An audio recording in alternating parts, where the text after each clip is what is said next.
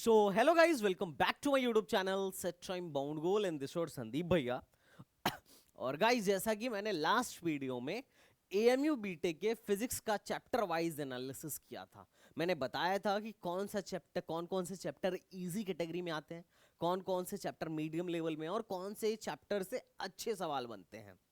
साथ ही साथ मैंने बताया था कि कौन से क्वेश्चन से कितने मार्क्स आते हैं, इजी में कितने कितने लगभग लगभग क्वेश्चन बैठ जाएंगे, कितने क्वेश्चन हमारे बन जाएंगे अगर हम इजी लेवल में भी, इजी चैप्टर्स को भी अगर हम कवर कर लेते हैं। तो ये सारा हमने बहुत ही अच्छे ढंग से बताया था। अगर प्रिपरेशन कम है तो कौन सा चैप्टर छोड़ा जा सकता है, किसको एटलीस्ट कर लेना चाहिए, इन सब के बारे में मैंने अच्छे से बताया था। बेस्ट बुक क्या है इसके बारे में बताया था। प्रिपरेशन स्ट्रेटेजी क्या होनी चाहिए इसके बारे में मैं ऑलरेडी एमयू बीटेक के लिए आपको बता चुका हूँ, फिजिक्स के लिए। अब आपकी डिमांड थी कि भैया मैथमेटिक्स के लिए भी बताओ, कि मैथमेटिक्स का चैप्टर वाइज एनालिसिस करके बताओ कि कौन से चैप्टर से ज़्यादा क्वेश्चन पूछे जाते हैं, कौन से चैप्टर से कम क्वेश्चन पूछे जाते हैं, कौन से चैप्टर से कितने क्वेश्चन पूछे जाते हैं, इजी कैटेगरी में कितने चैप्टर्स हैं ताकि एटलीस्ट हम उनको कर लें, और उसके बाद मीडियम कैटेगरी के कितने क्वेश्चंस हैं, और अच्छे लेवल के कितने क्वेश्चंस, कितने चैप्टर्स हैं जहां से क्वेश्चन एएमयू बार बार बनाता है। तो वही वीडियो आज मैं आपके लिए लेकर आया हूं। अगर आपने इस पर 500 लाइक कंप्लीट किया तो हम केमिस्ट्री पे भी वीडियो बना देंगे। और तुम लिटरली यकीन मानना, ये वीडियो जो है ना यूट्यूब पे कहीं नहीं मिलेंगे। These are very important videos और काफी ज्यादा रिसर्च के साथ बनाया गया है। तुम कहोगे कैसे आप ये बोल सकते हो। मैं इसलिए बोल रहा हूँ कि हमने रिसर्च किया है, क्योंकि हमने पूरी की पूरी चैप्टर वाइज पीवाईक्यू, मतलब पूरे मार्केट में एएमयू बीटेक के लिए chapter wise previous year paper कोई नहीं देता है, और ना ही कोई पब्लिकेशन इसे पब्लिश करती है, पर हम देते हैं। हमने पूरे पिछले 10 20 साल के पेपर्स को क्या करा है, चैप्टर वाइज डिवाइड किया है, हम लोगों ने खुद ही बनाया है। और तुम यहाँ पे देख सकते हो कि ये कंटेंट में, जैसे ही इसको तुम बाई भी कर सकते हो, कंटेंट में जाओगे तो हर चैप्टर की पीडीएफ पड़ी हुई है। जैसे ये पीडीएफ है तुम्हारी, और तुम्हें दिख जाएगा कि कौन से ईयर में कितने क्वेश्चंस आए हुए हैं, कौन से ईयर में कितने क्वेश्चंस आए हुए हैं, और वो क्वेश्चंस कौन कौन से थे, ये सारा कुछ तुम्हें यहीं पर दिख जाएगा। और कौन सा क्वेश्चन का लेबल क्या था हमें इसलिए पता है क्योंकि हम लोगों ने मिलकर इस वीडियो को, मतलब इस पूरे पीवाईक्यू को सॉल्व किया है। तुम यहाँ पे इसका एप्लीकेशन से, अगर तुम हमारे एसटीवीजी एकेडमी एप्लीकेशन से खोलोगे तो दिख जाएगा। यहाँ पे अब पूरे सेट रिलेशन एंड फंक्शन को सॉल्व करने में लगभग 2.5 घंटे लगे थे। तो ये 2.5 घंटे में हमने इसमें 70 सवाल के तकरीबन होंगे, उसको हमने सॉल्व किया था। और इसका तुम रिटन सोल्यूशन भी देख सकते हो। चूंकि हमने इसे खुद बनाया है, हमने इसे सॉल्व किया है, हम इसका वीडियो सोल्यूशन भी तुम्हें प्रोवाइड कर रहे हैं, इसलिए हमें इसका आइडिया है कि किस टाइप से क्वेश्चंस एएमयू में पूछे जा रहे हैं। अगर मैं यकीन से बताऊं तो एएमयू में देखो, इसमें हम लोगों ने पूरी की पूरी वो सॉल्व करी हुई है। ओके, तो अब क्या है कि अब चूंकि हमने इसे खुद बनाया, हम हमारी टीम ने मिलके बनाया, तो we have a good idea कि भाई किस टाइप के क्वेश्चंस पूछे जाते हैं, कौन से चैप्टर से ज्यादातर क्वेश्चन आते हैं, कौन से फ्रीक्वेंटली आस्क्ड टॉपिक्स हैं। वीडियो में आगे बढ़ने से पहले I would like to introduce myself. Guys, I am Sandeep Biswakarma, BTech from Aligarh Muslim University. I have already qualified JEE Main, GATE 2 times and many more engineering entrance exam. और पिछले कई सालों से मैं अपने छोटे भाइयों की हेल्प कर रहा हूँ इंजीनियरिंग कॉलेज में एडमिशन के लिए, चाहे वो एएमयू हो या फिर जेई मेन हो या different different various state engineering colleges हैं। चलिए शुरू करते हैं। अच्छा, एएमयू के मैथमेटिक्स एएमयू का एनालिसिस करने से पहले मैं आपको एक चीज और याद दिलाना चाहूंगा, एक चीज और बताना चाहूंगा कि अगर मैं बात करूं एएमयू की, अगर एएमयू के एग्जाम की बात करूं तो एएमयू के एग्जाम में पीसीएम आता है। एएमयू में 3 सब्जेक्ट आते हैं, एएमयू बीटेक में 3 सब्जेक्ट आता है एंट्रेंस के लिए, पीसीएम, और सबके 50-50 क्वेश्चंस होते हैं, 50-50 क्वेश्चन होते हैं। अब अगर हर साल का मैं एनालाइज करके देखूं, हर साल हम लोग पेपर सॉल्व करते हैं, तो पेपर का एनालिसिस करके देखूं तो एक चीज ज्यादातर मैंने देखने को पाया कि हर साल जो सबसे टफ पोर्शन रहता है वो मैथमेटिक्स का ही रहता है, मैथ्स का रहता है। किसका रहता है भाई साहब? मैथ्स का। और जो सबसे इजी मैथ्स का जो सबसे टफ पोर्शन रहता है वो मैथ्स का होता है, और जो सबसे इजी पोर्शन आता है मेरा पर्सनली मुझे लगता है कि भाई साहब एक केमिस्ट्री का रहता है total NCERT based, NCERT based questions रहते हैं, ठीक है।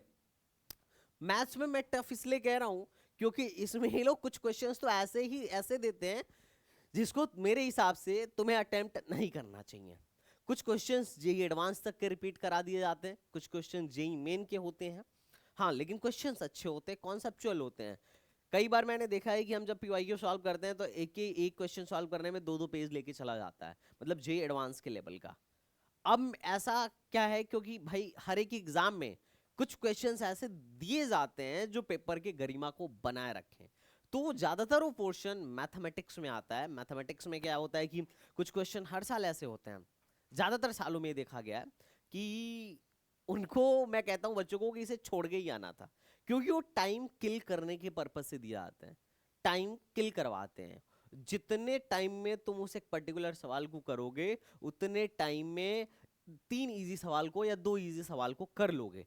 तो अगर तुम उसी पे अपना टाइम इन्वेस्ट करे और तुमसे बढ़िया या तुम्हारे लेवल का बंदा अगर उसे छोड़ के इजी क्वेश्चंस को करा तो भाई तुम 4 नंबर का सवाल किए तो 8 से 12 नंबर का सवाल कर लेगा। तो कुछ क्वेश्चन तो ऐसे होते हैं जो टाइम किलिंग के पर्पज से होते हैं। अब मैं ऐसा क्यों कह रहा हूं समझना थोड़ा। जेई एडवांस पेपर सॉल्व करने के लिए देता है 6 घंटे, जेई मेंस पेपर सॉल्व करने के लिए देता है 3 घंटे, और जेई मेन में सिर्फ 25 क्वेश्चन करने होते हैं, 25 क्वेश्चन करने होते हैं 1 घंटे में, ठीक है अगर मैं बात करूं तो। और यहां पे 50 क्वेश्चन करने होते हैं, 50 क्वेश्चंस करने होते हैं 1 आवर में। तो अगर टाइम हमारे पास इक्वल है लेकिन नंबर ऑफ क्वेश्चंस दोगुने हैं तो क्वेश्चन का लेवल एटलीस्ट आधा तो होना ही चाहिए। बात समझ रहे हो। लेकिन सोचो क्या होगा कि मेंस से भी ऊपर लेवल का क्वेश्चन, जे एडवांस का क्वेश्चन अगर एमयू में रिपीट करा दिया जाए तो उसे हमें अटेम्प्ट करना ही नहीं चाहिए, अगर हमें अपना टाइम क्या करना है, टाइम सेव करना है। तो हाँ अगर तुम्हारे पास टाइम है तो शौक से करो, बिल्कुल करो। लेकिन कुछ क्वेश्चंस मैथ्स में मैंने देखे हैं जो जेई मेन और जे एडवांस लेवल के भी कभी कभार पूछ दिए जाते हैं, तो ये भी तुम्हें ध्यान में रखना है, ठीक है। तो चलो हम थोड़ा सा एनालाइज करते हैं। अब ऐसे अगर मैं ट्रेंड बताऊं एमयू बीटेक का तो ऐसा कोई स्पेसिफिक ट्रेंड नहीं होता है, लेकिन फिर भी कुछ चीजें इंपॉर्टेंट हैं। जैसे अब ट्रेंड में देखो कभी जैसे सेट रिलेशन फंक्शन से इन्होंने 2020-21 में 10 सवाल पूछे थे टोटल, एक छोटे से चैप्टर से 10 सवाल पूछे थे। तुम्हें यकीन नहीं हो रहा होगा तो हमारी पीवाईक्यू उठा के देख लेना। Total 10 question has been asked from set relation function. अच्छा कोनिक सेक्शन इतना बड़ा पार्ट है, कोनिक सेक्शन इतना बड़ा पार्ट है, एक बार इन्होंने 2019-20 में एक बार उन्होंने 7 सवाल पूछा था। अब कोनिक सेक्शन में भाई तुम्हारा पैराबोला हो गया, एलिप्स हो गया, हाइपरबोला हो गया, सर्कल हो गया, ये सारे कोनिक सेक्शन के ही तो हैं। बात समझ में आ रहा है। अब इससे इन्होंने एक साल 7 सवाल पूछा था और एक बार तो इन्होंने सिर्फ और सिर्फ एक सवाल पूछा था 3-4 चैप्टर मिला के। 3-4 अब कोनिक सेक्शन पढ़ने में अपने आप में कोऑर्डिनेट ज्योमेट्री पढ़ने में अपने आप में पूरा 1 महीना लगता है। बच्चा स्ट्रेट लाइन पॉइंट से उठाता है, पॉइंट, स्ट्रेट लाइन, सर्कल, फिर सर्कल के बाद बच्चा पढ़ता है पैराबोला, हाइपरबोला, एलिप्स, मतलब 6-7 चैप्टर लगातार धुआंधार पढ़ता है, पूरा 1-1.5 महीना पढ़ता है और पता चले सवाल आ रहा है एक। तो वैसे तो अगर तुम फिक्स ट्रेंड पूछोगे तो मैं गारंटी के साथ फिक्स ट्रेंड कोई नहीं बता सकता, चाहे तुम जितने साल का पेपर एनालाइज कर लो। लेकिन हाँ कुछ चीजें बता सकते हैं, कुछ चीजें एक्सपेक्टेड हैं, जो होना चाहिए होता है और जनरली वो होता है, ठीक है। तो पहले तुम ये मत मान के बैठ जाना कि अगर संदीप भैया कह रहे हैं कि वेक्टर से 2 से 3 सवाल आएगा और ज्योमेट्री से 4 से 5 सवाल आएगा तो पक्का गारंटी के साथ आएगा ही आएगा, ऐसी कोई गारंटी नहीं है। हो सकता है कि उससे ज्यादा भी आ जाए और कई बार हो सकता है उससे कम भी आ जाए। ये बात पहले मैं तुम्हें डिस्क्लेमर के तौर पे दे देता हूं। तो चलिए हम थोड़ा सा आगे बढ़ते हैं और अपने उसको देखते हैं। अच्छा मैंने कौन से ईयर में, लगभग 5 से 10 साल का, 5-6 साल का मैंने लिख दिया यहाँ पे कि कौन से ईयर से कितने क्वेश्चन आए और एवरेज किससे कितने क्वेश्चन आते हैं। पहले हम एक एक करके एनालाइज करते हैं कि इजी चैप्टर्स कौन से हैं, मतलब जिसको करना हो तो अगर बायो वाले लड़के को भी बोला जाना तो कर सकता है इजीली। कौन से चैप्टर्स हैं जो इजी हैं, तो देखो सबसे पहले मेरा मानना है जो सबसे इजी चैप्टर है और स्कोरिंग चैप्टर है वो है मैट्रिक्स एंड डिटर्मिनेंट। कौन सा है बेटा?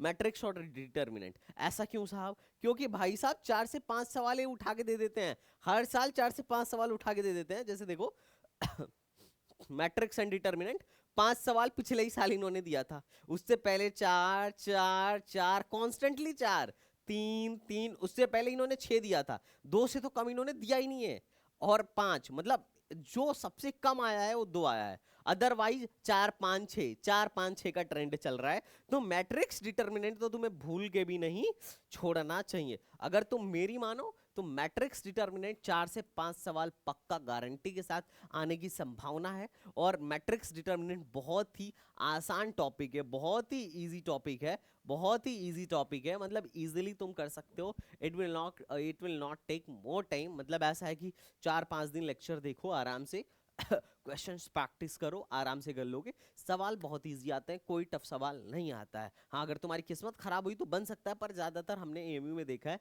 कोई बहुत टफ सवाल नहीं बनता है इससे। उसके बाद है वेक्टर। अब वेक्टर से भी 2-3 सवाल आ जाते हैं।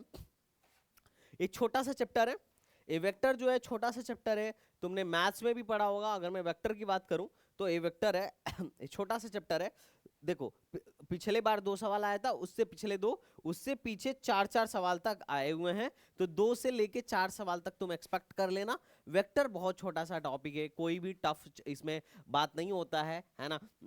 मैथ्स में भी तुम पढ़ते हो, फिजिक्स में भी पढ़ते हो, इसलिए थोड़ा सा वेक्टर क्या हो जाता है, इजी हो जाता है। और पूरे फिजिक्स में तुम वेक्टर का क्या देखते हो, एप्लीकेशन देखते हो। तो वेक्टर बहुत इजी भी नहीं है, लेकिन मतलब ऐसा नहीं कि बहुत इजी है, लुल है, लेकिन ऐसा है कि अगर तुम पढ़ोगे और तुम्हें ज्यादा कुछ आता नहीं है, तुम्हें कैलकुलस नहीं आ रहा है, बहुत बढ़िया अलजेब्रा भी नहीं आ रहा है, तो भी अगर तुम वेक्टर को शुरू से भी स्टार्ट करो तो समझ में आएगा और इसे कंप्लीट किया जा सकता है। तो वेक्टर से 2-3 सवाल आने की संभावना होता है। वेक्टर के बाद हम तुरंत पढ़ते हैं 3D ज्योमेट्री।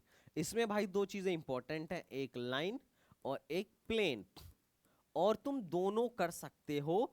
और ये स्कोरिंग चैप्टर है, 3D सच में ही स्कोरिंग चैप्टर है। देखो इंट्रोडक्शन टू 3D ज्योमेट्री, इससे 3 सवाल पिछले साल, उससे पहले 4, उससे पहले 1, उससे पहले 2, 3, 5, 1, मतलब ऐसे रहता है कि 3-4 सवाल आने की संभावना इस 3D ज्योमेट्री नाम के चैप्टर से रहता है। और कोई लेंदी चैप्टर नहीं है, कोई रॉकेट साइंस सवाल नहीं आएगा। ज्यादातर सवाल तो मैंने देखा है फॉर्मूला बेस्ड आएगा, मतलब ऐसा है कि 20-25 टाइप के सवाल बनते हैं गिन के, मैक्सिमम जो मैक्स टू मैक्स बनेंगे, है ना। हालांकि हैं तो 8-10 टाइप के ही सवाल, उसी के वेरिएंट हो जाते हैं। 8-10 टाइप के सवाल जो हैं तुम उसको कर लो, तुम्हारी नैया पार हो जाएगी। ये 3D ज्योमेट्री में कोई रॉकेट साइंस वाला सवाल नहीं आता है। अच्छा तुम बोलोगे कि भैया कोई बुक सजेस्ट कर देते थ्योरी या क्वेश्चंस करने के लिए, तो मैं तुम्हें बोलूंगा RD शर्मा ऑब्जेक्टिव, जो मेरा मानना है, मैंने इसे लगाया है। RD शर्मा ऑब्जेक्टिव AMU के लेवल से मुझे बहुत अच्छी किताब लगी। ठीक है, तुम इसके सॉल्व्ड एग्जाम्पल कर सकते हो, और साथ ही साथ जो ऑब्जेक्टिव क्वेश्चंस होते हैं उनसे प्रैक्टिस कर सकते हो, सब्जेक्टिव नहीं ऑब्जेक्टिव। बहुत अच्छी किताब है मेरे हिसाब से, जो मुझे लगा कि AMU लेवल का अच्छा किताब माना जाएगा मेरे हिसाब से, क्योंकि क्वेश्चंस यहाँ से फंसते हैं, क्वेश्चंस अच्छे हैं। तो RD शर्मा ऑब्जेक्टिव से तुम थियरी भी पढ़ सकते हो, जो मैंने बोला ना 8-10 टाइप के क्वेश्चन पढ़ते हैं, मैंने यहाँ से पढ़ी थी। उसके बाद तुम चाहो तो सिंगेज के सॉल्व्ड एग्जाम्पल कर सकते हो। सिंगेज में भी 2 तरीके की किताब आती है, एक मेंस का एक एडवांस का। तुम चाहो तो कोई सा भी ले लो, ठीक है, बहुत हाई लेवल नहीं जाना है, हमें जो रिक्वायरमेंट पड़ेगी सिंगेज से वही पढ़ना है। ये नहीं सोचना है कि पूरी एक्सरसाइज लगा दूंगा 200-300 सवाल, नहीं, जो रिक्वायरमेंट पड़ेगी वो हम पढ़ेंगे, जो थियरी की रिक्वायरमेंट पड़ेगी वो थियरी पढ़ेंगे, जो और सॉल्व्ड एग्जाम्पल्स लगाएंगे, सॉल्व्ड एग्जाम्पल्स। बात समझ में आ रहा है? उसके बाद तुम PYQs कर लेना, PYQs बहुत ही ज्यादा नेसेसरी हैं। अब तुम चाहो तो ईयर वाइज करो और चाहो तो चैप्टर वाइज करो, ये तुम्हारी मर्जी है। लेकिन अब चूंकि ईयर वाइज करने के लिए पूरा फुल सिलेबस तैयार होना चाहिए। अगर फुल सिलेबस तैयार है तो ईयर वाइज करो, नहीं तैयार है तो चैप्टर वाइज करिए। और चैप्टर वाइज कहाँ से कर मिलेगा तुम्हें?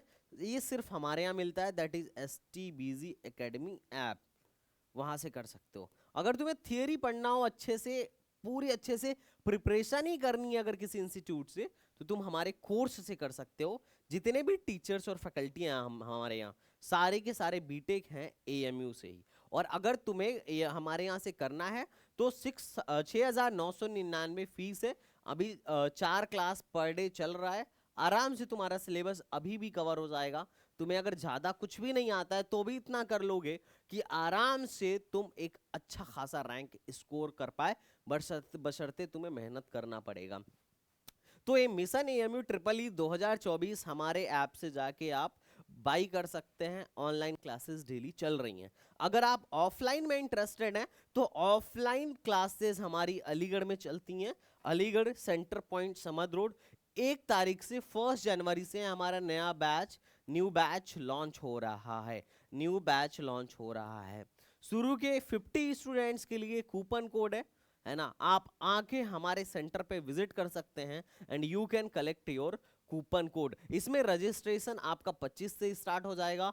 आप नीचे दिए गए, अगर आप ऑफलाइन में इंटरेस्टेड हैं तो नीचे दिए गए गूगल फॉर्म को भर दीजिए, our team will connect you. तो ऑनलाइन में भी अब आप अलीगढ़ मुस्लिम यूनिवर्सिटी की तैयारी कर सकते हैं, ऑफलाइन में भी प्रिपरेशन कर सकते हैं। ये आपकी चॉइस होगी आप कैसे करना चाहते हैं। ओके उसके बाद आता है प्रोबेबिलिटी। देखो प्रोबेबिलिटी डायरेक्टली तो समझ में नहीं आएगा, लेकिन अगर तुम बेसिक पीएनसी पढ़ लेते हो, तो प्रोबेबिलिटी समझ में आएगा। पीएनसी से अच्छे क्वेश्चंस बनते हैं नो डाउट, प्रोबेबिलिटी से भी ठीक ठाक क्वेश्चंस बन जाते हैं, लेकिन प्रोबेबिलिटी का स्कोर जो है, मतलब जो वेटेज है वो अच्छा खासा है। 3 से 4 सवाल प्रोबेबिलिटी से पूछ लिए जाते हैं। अगर तुम यहाँ से देखो प्रोबेबिलिटी के बारे में, अगर यहाँ से तुम प्रोबेबिलिटी को देखो तो पिछले साल ही 3 सवाल, उससे पहले 5 सवाल, फिर 3 सवाल, फिर 5 सवाल, 3-5 चल रहे हैं। कहीं ऐसा ना हो इस बार भी 5 सवाल आ जाए, 3-5 हो जाएगा। ठीक है, बात समझ रहे हो? देखो क्योंकि इससे पहले 2-4 ऐसे चल रहा था, तो हो सकता है 5 सवाल कहीं ऐसा ना हो कि इस बार 5 सवाल ये लोग लपेट दें। तो प्रोबेबिलिटी तुम कर सकते हो, लेकिन इसके लिए तुम्हें पहले पीएनसी सीखना पड़ेगा बेसिक। ठीक है, उसके बाद लीनियर प्रोग्रामिंग, कभी एक सवाल आता है, कभी 2 जीरो, कभी नहीं आता है, कभी आता है, कभी नहीं आता है। एक बार ऐसा हुआ था कि इससे 3 क्वेश्चंस लीनियर प्रोग्रामिंग से आ गए थे।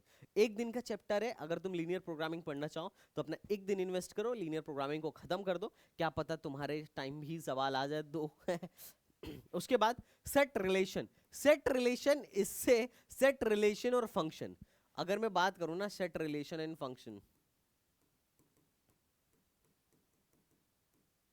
तो देखो इसमें जो फंक्शन है ये थोड़ा सा टफ क्वेश्चन बनता है, हार्ड क्वेश्चन आते हैं। सेट रिलेशन से लुल्ले सवाल आते हैं, लो लेवल के सवाल आते हैं।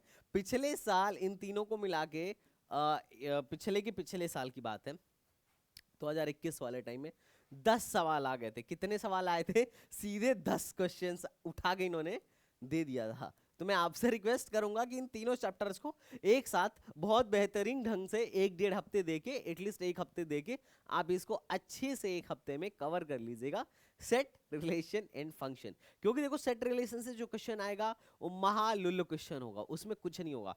फंक्शन से अच्छे सवाल बनाए जा सकते हैं, एएमयू बनाता भी है। ठीक है, फिर है मैथमेटिकल रीजनिंग, इससे जेई से इसको हटा दिया गया। एक सवाल आता है, कभी कभी 2-3 सवाल ये लोग दे देते हैं देखो मैथमेटिकल रीजनिंग पिछले साल 2 सवाल आया था और 2021 में 4 सवाल आए थे। देखो 2021 में 4 सवाल आए थे 2020 में भी 4 सवाल आए थे, उससे पहले 2 सवाल आए थे। तो इससे कभी कभी 2 से 4 सवाल तक बन जाते हैं। ठीक है, 2 से 4 सवाल तक बन जाते हैं। तो मैथमेटिकल रीजनिंग जेई से रिमूव कर दिया गया है, पर मैं तुमसे रिक्वेस्ट करूंगा तुम पढ़ के जाना, क्योंकि बहुत ही आसान चैप्टर है, कोई इसमें नहीं है। मैथमेटिकल इंडक्शन को हम बाइनोमियल थ्योरम में ही पढ़ लेते हैं, बाइनोमियल थ्योरम में भी पढ़ लेते हैं। कभी कभी सवाल आता है, कभी कभी नहीं आता है, पर मैथमेटिकल रीजनिंग से आता है। मैथमेटिकल रीजनिंग तुमको पढ़ के जाना है। अब बात करते हैं मीडियम चैप्टर्स की, जिनका लेवल थोड़ा इनसे अच्छा होता है लेकिन इनको अगर तुम चाहो तो कर सकते हो, इनके सवाल कोई बहुत टफ नहीं आएंगे। पहला है बाइनोमियल थ्योरम। ज्यादातर स्टैंडर्ड क्वेश्चन पूछता है एमयू। स्टैंडर्ड तो तुम्हें अच्छे से याद होना चाहिए और थोड़ा बहुत प्रैक्टिस अगर तुम किए हुए हो तो चांस है कि बाइनोमियल थ्योरम के क्वेश्चंस लगा लोगे। ऐसा नहीं होगा कि तुम बाइनोमियल थ्योरम के क्वेश्चन में ज्यादा घूम जाओ। उसके बाद क्वाड्रेटिक इक्वेशन। क्वाड्रेटिक इक्वेशन बहुत अच्छा चैप्टर है, अच्छे क्वेश्चंस बन सकते हैं, 2 से 3 सवाल आने की संभावना हर साल रहती है। अगर तुम क्वाड्रेटिक इक्वेशन की देखो, क्वाड्रेटिक इक्वेशन की देखो तो ये एक्चुअली मिक्स कर देता है, दूसरे किसी चैप्टर में मिक्स कर देगा। पिछले साल एक सवाल, उससे पिछले 3 सवाल, और 2020 में एक सवाल, कभी कभी 4-4 सवाल तक क्वाड्रेटिक इक्वेशन से आए हैं। तो क्वाड्रेटिक इक्वेशन भी करना होगा, और हमें करना ही होगा, क्योंकि अगर हमें आगे थोड़ा सा मतलब क्वाड्रेटिक इक्वेशन को हम वेरियस चैप्टर्स में यूज करते हैं, तो you have basic idea of at least quadratic equation. Sequence series important है, कई लोग इसको नहीं पढ़ते हैं, कई लोग छोड़ देते हैं, बोलते हैं कि यार ये सीक्वेंस सीरीज से क्वेश्चन नहीं आता है। पर मैं तुम्हें कायदे के साथ बता देता हूँ, सीक्वेंस सीरीज से पिछले साल 5 सवाल आया था, इससे पिछले 0 सवाल आया था, कोई सवाल नहीं आया था। लेकिन पिछले बार इसी लेटेस्ट ईयर के पेपर में इन्होंने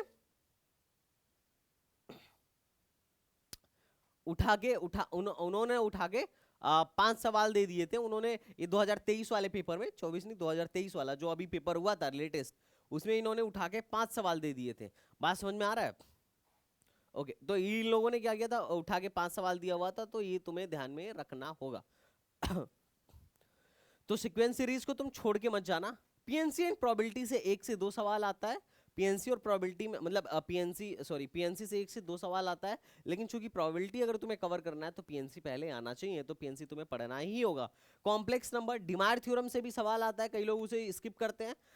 मैं बिल्कुल कहूंगा कि तुम्हें उसको स्किप नहीं करना है किसी भी केस में। और साथ ही साथ जो इक्वेशंस होते हैं, ठीक है, जो कोनिक सेक्शन से रिलेटेड, उसको भी तो जैसे स्ट्रेट लाइन, इन सब के इक्वेशंस जो होते हैं उनको भी तुम्हें करके जाना है, डायरेक्टली वहां से स्टैंडर्ड क्वेश्चन बनाया जाता है। सर्कल और स्ट्रेट लाइन मिला के 2 से 3 सवाल आने की संभावना रहती है। कोनिक सेक्शन में तुम्हें अच्छा खासा टाइम देना पड़ेगा, और इंटीग्रल मतलब कैलकुलस में भी तुम्हें अच्छा खासा टाइम देना पड़ेगा। उसके बाद से एरिया अंडर कर्व, 1 से 2 सवाल फिक्स्ड है कि आना ही आना है, और इसको आने के लिए कोई रॉकेट साइंस की आवश्यकता नहीं है, बेसिक इंटीग्रेशन की आवश्यकता है, और तुम्हें ग्राफ बनाने की आवश्यकता है। कई बार बिना ग्राफ के भी क्वेश्चंस हो जाते हैं, तो बस तुम्हें एरिया अंडर कर्व को किसी भी कीमत पे नहीं छोड़ना है। 1 से 2 सवाल आएगा ही आएगा, तुम्हारे जेई में भी आएगा और तुम्हारे एएमयू में भी आएगा। अब डिफरेंशिएशन एंड टेंजेंट और नॉर्मल से 2 सवाल आते हैं, कोई बहुत बड़ा देखो टेंजेंट एंड नॉर्मल से सवाल आया तो सवाल बहुत लुल्लु होगा। डिफरेंशिएशन में वो तुम्हें फंसाने की कोशिश कर सकते हैं, अदरवाइज डिफरेंशिएशन में भी कोई सच रॉकेट साइंस वाली बात नहीं होगी। ओके, अब बात करते हैं अच्छे चैप्टर्स की। तो देखो फंक्शन से अच्छे क्वेश्चंस बनाए जा सकते हैं। हर साल ये लोग फंक्शन से 2-3 टाइप के 2-3 क्वेश्चन देते हैं, और अलग अलग फंक्शंस तुम्हें ये लोग देंगे। ग्रेटेस्ट इंटीजर फंक्शन, फलाना मॉडुलस फंक्शन, या फिर मतलब ठीक है बहुत सारी बातें हो जाएंगी। फंक्शन देके ये लोग मैक्सिमा मिनिमा कुछ भी फाइंड करवा सकते हैं, तो तुम्हें फंक्शन अच्छे से पढ़ना होगा एटलीस्ट। ठीक है, कॉन्टिन्यूटी, लिमिट, कॉन्टिन्यूटी और डिफरेंशियबिलिटी, तो लिमिट से अच्छे सवाल बन जाते हैं। कॉन्टिन्यूटी और डिफरेंशियबिलिटी में बहुत अच्छे सवाल नहीं आएंगे, एवरेज लेवल के ही सवाल आएंगे, पर कई बार ये लोग लिमिट के अच्छे क्वेश्चंस देते हैं, तो इस बात को तुम्हें ध्यान रखना। लिमिट, कॉन्टिन्यूटी और मैक्सिमम मिनिमा यानी इंक्रीजिंग डिक्रीजिंग मिला के मिनिमम 3 से 4 सवाल तो हम एक्सपेक्ट करते ही करते हैं, और डेफिनिट और इनडेफिनिट से 4 से 5 सवाल करते ही करते हैं। अब डेफिनिट इनडेफिनिट में ज्यादातर क्वेश्चन नहीं लगते हैं बच्चों से, क्योंकि क्वेश्चंस का लेवल जो डेफिनेट इंटीग्रेशन है उसमें अच्छा रखा जाता है, इनडेफिनिट और डेफिनिट दोनों में, है ना। डेफिनिट में तो ज्यादातर प्रॉपर्टीज यूज होती हैं, तो तुम्हारा दिमाग चलना चाहिए। इनडेफिनिट के क्वेश्चंस थोड़े लेंदी हो जाते हैं, इस बात का भी ध्यान रखना है। पैराबोला, इलिप्स और हाइपरबोला के क्वेश्चन ये लोग अच्छे बनाते हैं, तो 3 से 4 सवाल एटलीस्ट तुम क्या कर सकते हो, इनसे एक्सपेक्ट कर सकते हो। एक बार मतलब कई बार ऐसा हुआ है 2-3 बार कि 7-7 सवाल यहाँ से आए हुए हैं। ठीक है, तो तुम इसको कब करना है अपने हिसाब से देख लेना, कोनिक सेक्शन के इस पार्ट को। और जो सबसे एक इम्पॉर्टेंट एक अहम बात है वो है डिफरेंशियल इक्वेशन। एक चैप्टर है, 3 से 4 दिन का चैप्टर है, ठीक है, बहुत छोटा सा। इसमें होमोजीनियस वगैरह, वेरिएबल सेपरेबल वगैरह, होमोजीनियस से ज्यादातर सवाल आ जाते हैं, लीनियर वाले से तो मैं तो तुमसे कहूंगा कि अगर तुम डिफरेंशियल इक्वेशन नहीं करके जा रहे हो तो बड़ी गलती कर रहे हो। डिफरेंशियल इक्वेशन को नहीं छोड़ना है। हर साल सवाल आएगा, गारंटी के साथ सवाल आएगा, 2 से 3 सवाल आएगा डिफरेंशियल इक्वेशन का। तो डिफरेंशियल इक्वेशन को तुम 2 से 3 दिन में कर सकते हो, इजीली कर सकते हो, तो तुम इसे भी करके ही जाना। तो ये तुम्हारे पास है टोटल। अगर तुम कुछ भी नहीं कर रहे हो, बस बेसिक भी कर ले रहे हो, तो 16 से 22 मार्क्स तक आने की संभावना तुम्हारी रहेगी, अगर तुम सबसे इजी वाले चैप्टर्स भी करके जाते हो तो। बाकी मीडियम चैप्टर्स करके जा रहे हो तो ऐसा है कि तुम 15 से 20 नंबर का कंटेंट तैयार कर लोगे, और बाकी जो कंटेंट है वो तुम्हारे अच्छे में आ जाएगा। कुछ क्वेश्चंस एएमयू में ऐसे आएंगे, एएमयू के मैथ्स में ऐसे आने की संभावना होती है जो हमें छोड़ देना चाहिए। तो कौन से क्वेश्चन है वो जब तुम पेपर अटेम्प्ट करोगे तो ही आइडिया लग जाएगा। जो ज्यादा लेंदी क्वेश्चन है उसे हमें छोड़ देना चाहिए, क्योंकि हमें 150 में से 150 नहीं लेके आना है। 150 में से अगर हम 75 से 80 नंबर भी लेके आएंगे तो भी हमारा क्या हो जाएगा भाई साहब, कंप्यूटर साइंस में एडमिशन हो जाएगा। और 150 में 150 किसी का आता भी नहीं है एमयू एग्जाम में, ये पॉसिबल भी नहीं है। उसके पीछे का लॉजिक और रीजन सिंपल ये है, देखो पॉसिबल तो है पर पहली बात उसके पीछे का अब अभी तक आया नहीं है जनरली, जो मुझे लगता है, ठीक है। इसके पीछे का लॉजिक ये है कि पहली बात तो कोई ऐसा बहुत धाकड़ बच्चा आया नहीं कि जो 150 में 150 फोड़े।